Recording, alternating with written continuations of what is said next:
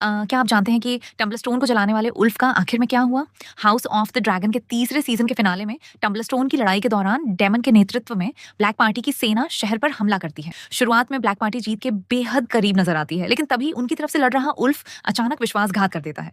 वह अपने dragon silver wing पर सवार होकर ब्लैक और ग्रीन दोनों पक्षों की सेनाओं पर ड्रैगन फायर बरसाना शुरू कर देता है। यहाँ तक कि टम्बलस्टोन के आम लोग भी उसकी आंख का शिकार बन जाते हैं। लेकिन उल्फ ने ऐसा क्यों किया? सिल्वर विंग को वश में करके ड्रैगन राइडर बनने के बाद भी उल्फ को रैनेरा से वह सम्मान नहीं मिला जिसकी उसे उम्मीद थी। ऊपर से डेमन ने सबके सामने उसे थप्पड़ मारकर उसकी बेइज्जती कर दी। बाद में ग्रीन पार्टी के मोन्ट हाईटावर ने उसे गुप्त रूप से संपर्क किया और सम्मान, धन और जमीन देने का लालच दिया। उल्फ ने पाला बदलने के लिए हामी भर दी, लेकिन लड़ाई शुरू होने के बाद उल्फ शराब के नशे में होने के कारण सही समय पर हमला नहीं कर पाया। इससे नाराज मोन्ट ने भी उसकी बेइज्जती कर दी। अब उल्फ को एहसास हो गया कि ब्लैक और ग्रीन दोनों ही पक्ष उसे सम्मान नहीं देते। गुस्से में उसने सिल्वर विंग को उड़ाया और दोनों पक्षों की सेनाओं के साथ साथ टम्बलस्टोन के लोगों पर भी आग बरसा दी। हालांकि किताब में उल्फ की कहानी थोड़ी अलग है। मूल कहानी में उल्फ ने ह्यू हैमर के साथ मिलकर टम्बलस्टोन को जलाया था।